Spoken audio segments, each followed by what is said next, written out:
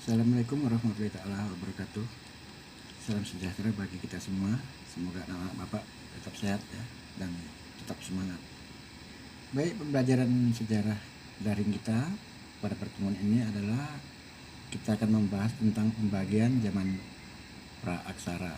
Kamu tahu praaksara tadi zaman sebelum ada tulisan ya.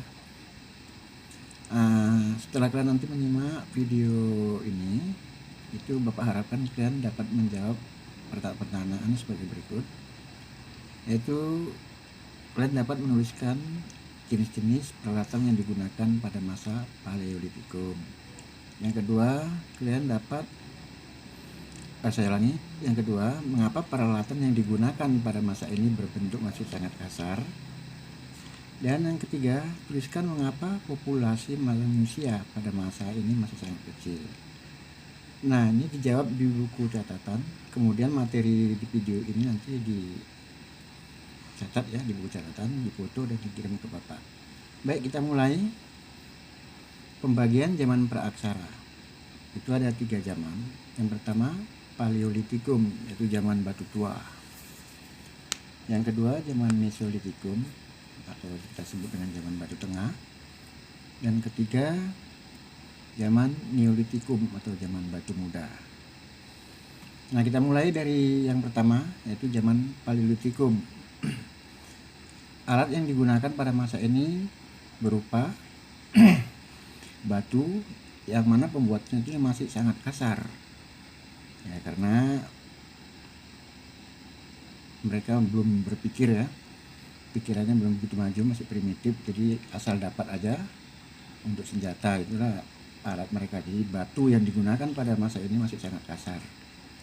Jenisnya adalah kampak gegam yang tampil kemudian menunjukkan tepi yang lebih halus.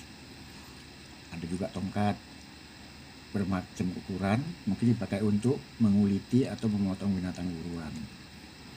Kemudian alat semacam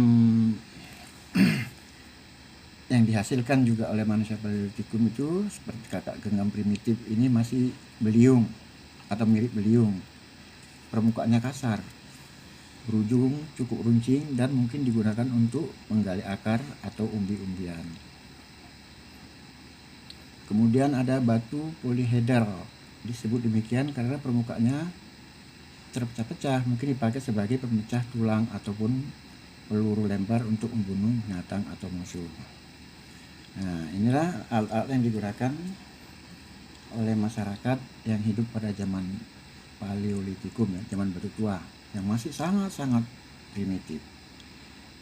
Baik ya anak-anak, kalian simak aja nanti kira-kira gambaran manusia yang hidup pada Paleolitikum ini akan Bapak berikan putaran video animasi tentang kehidupan masyarakat Paleolitikum. Selamat ya anak-anak ya. Selamat belajar dan selamat semangat dan semangat. Assalamualaikum warahmatullahi wabarakatuh.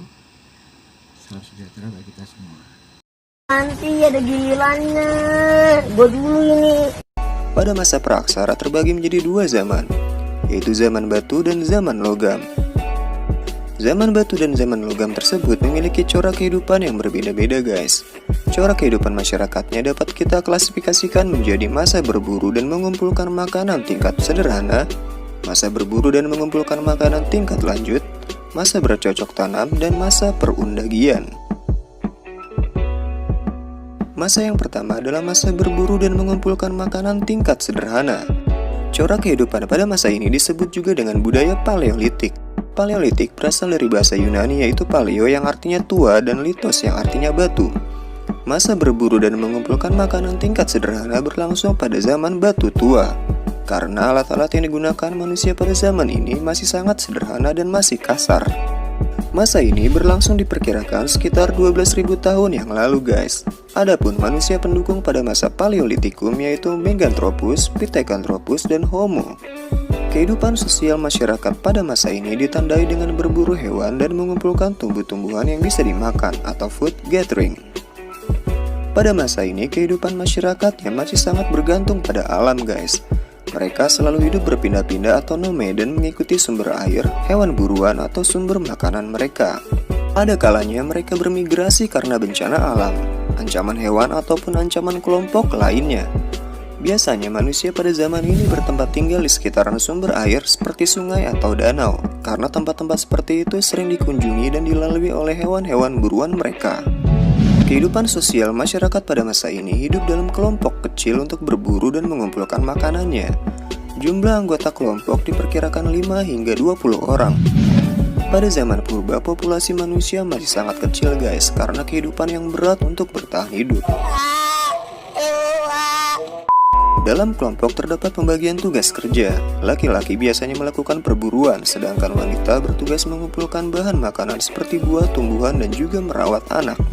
Kebudayaan masyarakat pada masa berburu dan mengumpulkan makanan tingkat sederhana masih menggunakan alat-alat yang masih sangat sederhana dan kasar. Hal ini dikarenakan perkembangan otak manusia pada masa ini masih sangat primitif. Mereka hanya menggunakan alat dari batu, kayu, maupun tulang binatang. Alat-alat yang ditemukan pada zaman ini antara lain adalah kapak genggam. Kapak genggam adalah batu yang dipangkas di salah satu sisinya sehingga memiliki ketajaman. Fungsi dari kapak genggam yaitu untuk menggali ubi-ubian, memotong dan menguliti binatang. Kapak perimbas bentuknya hampir sama dengan kapak genggam, namun lebih besar karena fungsinya untuk merimbas kayu, memahat tulang, serta sebagai senjata. Kapak genggam dan kapak perimbas hampir tersebar di seluruh Nusantara. Alat serpi atau flex. Alat ini terbuat dari batu yang lebih kecil yang berfungsi sebagai pisau, penyerut, ataupun penusuk. Alat-alat tulang dan tanduk juga digunakan manusia pada zaman ini, biasanya untuk mata tombak, penusuk, ataupun pencungkil. Alat tulang dan tanduk banyak ditemukan di daerah Ngandong, Jawa Timur. Maka dari itu alat-alat ini disebut juga dengan hasil kebudayaan Ngandong. Masa yang kedua adalah masa berburu dan